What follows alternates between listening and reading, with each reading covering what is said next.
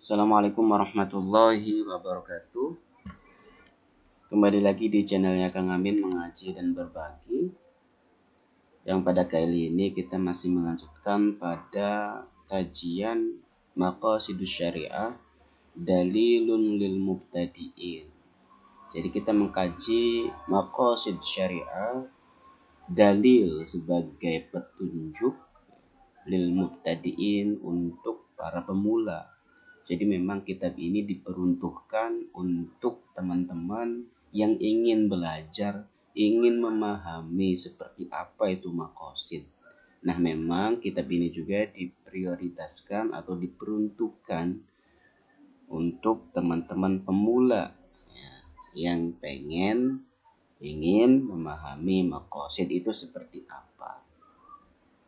Nah, melanjutkan pada kajian sebelumnya, karena ini kita mengkaji kitab, jadi masih terus bertasalsul ya. Terus ya. Nah, kemarin kita menyinggung jadi ulama kontemporer yang membedakan ulama kontemporer, ulama maqasidi al-mu'asirun dengan ulama maqasidi at-taqlidiyun ya. Yang membedakannya apa? Kalau ulama maqasid at-taqlidiyun dia berpijak gitu loh dengan kutubul fikhi ya, kitab-kitab fikih, tidak mengambil langsung dari Al-Qur'an dalam memahami maksud ya, min maqasidis syariah, min maqasidis syari'.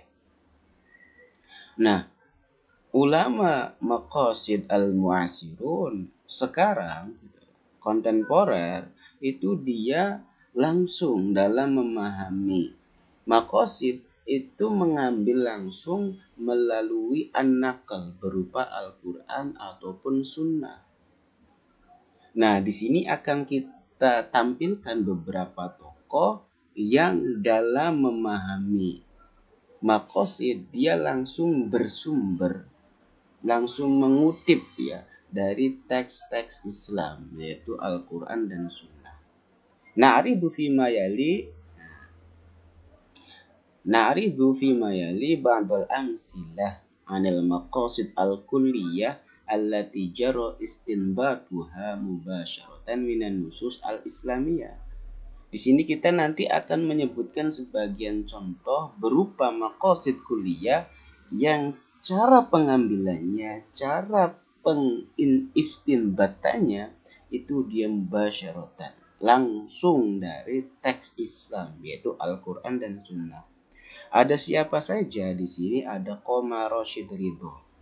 Rashid Ridho itu merupakan ulama dari Mesir yang mana dia itu terinspirasi oleh Jamal Afghani dan Muhammad Abduh ya. Jadi ada 3 sekawan ya, Rashid Ridho, Muhammad Abduh dan Jamal Al-Afghani ya. Rashid Ridho ini dikatakan sebagai murid daripada ya, Muhammad Abduh dan Jamal Al-Afghani. Wafat pada tahun 1935 Masehi. Nah, dia melakukan bisti'aradil Qur'anil Karim dengan mengkaji ya, meninjau ulang ya, terhadap Al-Qur'an. Untuk apa? Liyajida ma fihi min maqasid, untuk menemukan apa yang di dalam Al-Qur'an berupa maksud-maksud. Dia meneliti apa saja sih yang diinginkan atau yang dituju oleh Al-Qur'an. Kayak gitu ya. Jadi Rashid Ridho ini meninjau, meneliti, membahas apa sih yang mau dikehendaki, atau apa sih yang menjadi visi misi, atau apa sih yang menjadi tujuan di dalam Al-Qur'an itu. Nah, Rashid Ridho meneliti itu, mengkaji. Ternyata wawajada annaha tashmulu islaha arkaniddin ya. Ternyata Rashid Ridho menemukan bahwa yang di dalam Al-Quran itu mencakup islaha arkaniddin, yaitu reformasi pilar agama. Pertama, dia menemukan itu wa bayana ma jahila al-basharu min amrin nubuwah, menjelaskan ya tentang aspek kenabian yang tidak diketahui oleh manusia. Wa bayana annal Islam dinul fitrah wal aql wal ilm, dan menjelaskan bahwa Islam itu merupakan dinul fitrah, dinul aql, rasional, wal ilm, wal hikmah, ya. Jadi wal hikmah di sini maksudnya Al-Qur'an juga mencakup ya kebijaksanaan, wal burhan, dan pembuktian, wal hurriyah, kebebasan, wal istiqlal, ya, kemerdekaan, wal islah al ijtimai, ya, serta reformasi sosial, kemudian al insani, kemanusiaan, asyasi dan politik, kemudian wat takalif as-syahsiyah, yaitu kewajiban pribadi berupa ibadat, wal mahdurat, dan larangan-larangan, kemudian wal alaqat ad-dauliyah fil Islam, ya, yaitu hubungan internasional dalam Islam, kemudian wal islah al-mali wal iqtisadi, ada reformasi ya keuangan, ya, kemudian iqtisadi itu kan ekonomi, wadaf el mafasidi al harbi, yaitu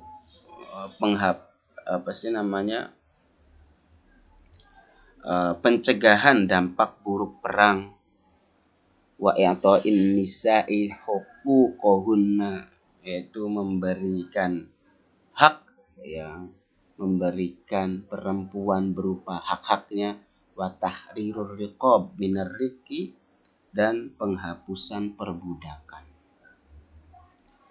Jadi seperti itu ada Rosyid Ridho ini menemukan apa yang di dalam Al-Quran berupa maksud-maksudnya tadi gitu.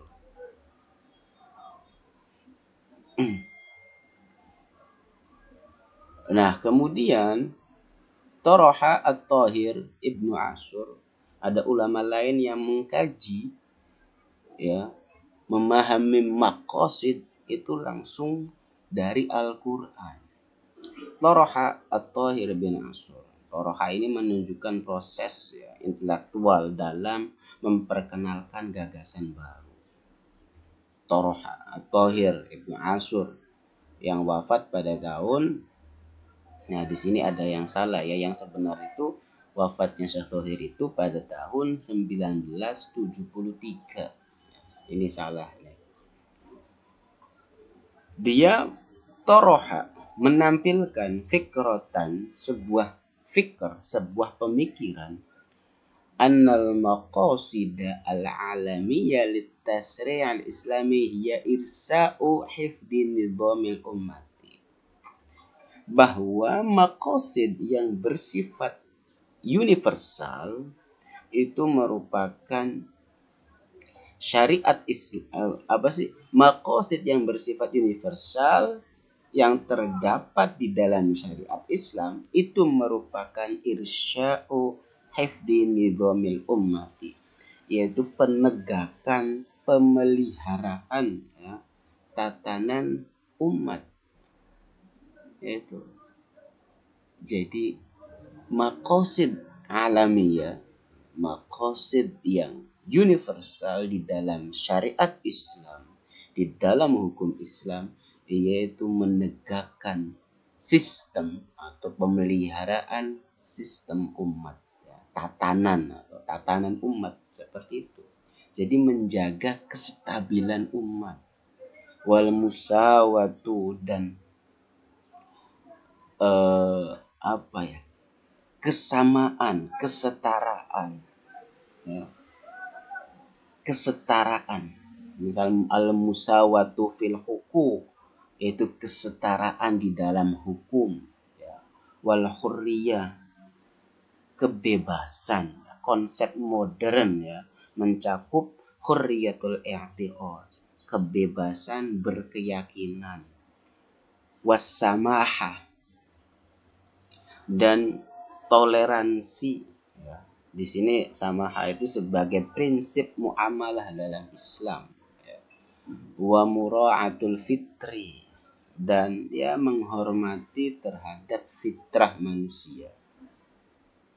Wa mimma yulahiduna anna maqsadal hurriyah, yang perlu kita perhatikan di sini bahwa konsep hurriyah yang dilontarkan atau yang disinggung oleh Ibnu Ashur dan beberapa ulama kontemporer yang lain itu berbeda daripada konsep hurriyah bimakna itqil abid, dengan arti hurriyah yaitu memerdekakan budak, sebagaimana terdapat di dalam fikih ya, fi kalamil fuqaha al-qudama, yang dimana terdapat di dalam fikih klasik. Lakin hunaka mustalah al-masyiah, akan tetapi terdapat mustalah al-masyiah, kehendak, alladzi kana yasta'miluhu al-aqdamun, yang mana itu digunakan oleh para al-aqdamun ya, itu orang-orang dulu ya. Wa huwa yushabih fikra al-hurriyah, itu menyerupai pemahaman atau makna daripada al-hurriyah wal irada al-hur, kehendak bebas, min aujuhin adidatin, dari beberapa sisi ya. Jadi dulu menggunakan kata hurriyah itu diartikan sebagai itqul abid ya. Sedangkan hurriyah di sini sekarang itu memiliki arti al-masyiah, yaitu memiliki kehendak ya. Nah, seperti contoh hurriyatul mu'taqid ya, kebebasan berkeyakinan. Nah, sebagai contoh najiduha fil Qur'anil Karim fi qoulihi ta'ala, kami mendapati di dalam Al-Qur'anil Karim, di dalam firman-Nya, faman syaa, barang siapa berkehendak, fal yu'min, jika dia menghendaki untuk beriman, ya berimanlah. Wa man syaa fal yakfur, jika seseorang menghendaki sebagai seorang kafir, ya kafir. Jadi di sini konteksnya memberi kebebasan untuk setiap orang untuk memilih ya, untuk berkehendak mau menjadi seorang mukmin atau menjadi seorang kafir. Lakum dinukum waliyadin ya. Agamaku agamamu, agamamu. Wa amma min haisul mustalah ya, adapun dari segi terminologi ya, mustalah, fa inna kalimatal hurriyah, kalimat hurriyah qad dakhalat fil mustalah al-islami hadisan. Jadi baru masuk dalam perbendaharaan, dalam dari kata hurriyah itu baru masuk dalam perbendaharaan Islam modern. Bal wa minat tarif anna Ibnu Ashur yarji'u al-fadlu fin tibahihi ila tabanna al-hurriyah ka ahadi maqasid syariah ya. Jadi bal, yang menarik di sini Ibnu Ashur mengakui bahwa kesadaran untuk mengadopsi kata hurriyah itu merupakan salah satu maqasid syariah, yang mana dia melihat atau dari mengutip ya, mengadopsi dari kitab-kitab yang itu bersifat revolusi Prancis ya. Ada kitab revolusi Prancis, yang mana kitab itu merupakan kitab yang diterjemah dari bahasa Prancis ke bahasa Arabiah yang dicetak atau yang ada pada abad ke-19. Ala haddi qawlihi, yang menurutnya ala haddi qawlihi itu menurut pengakuannya. Jadi dia atau terilhami lah gitu loh, berbicara tentang hurriyah ketika dia membaca kitab tentang revolusi Prancis itu. Nah, dia terilhami dari situ. Nah, hanya saja ghairu anna Ibnu Ashur tawassa'a fi syarhin nadratil al-islamiyah. Nah, hanya saja Syekh Thohir itu tawassa'a, diluaskan lagi di dalam menjelaskan makna hurriyahnya itu dengan pandangan Islam. Di sini li hurriyatit tafkir, ya, kebebasan berpikir. Nah, di sini yang dimaksud dengan kebebasan berpikir yaitu kebebasan akademik. Wal i'tiqad, itu kebebasan keyakinan, yaitu ada hak minoritas agama. Kemudian wa ta'bir, kebebasan berekspresi, yaitu artinya kalau misal dalam implementasi modern yaitu kebebasan pers. Kemudian wal amal, kebebasan berkarya, yaitu dalam implementasi modernnya yaitu hak pekerja. Biwasfiha juz'an bin maqasidis syariah nafsiha. Ya. Jadi itu merupakan biwasfiha dengan sifat juz'an, menjadi hal yang integral ya daripada maqasid itu sendiri.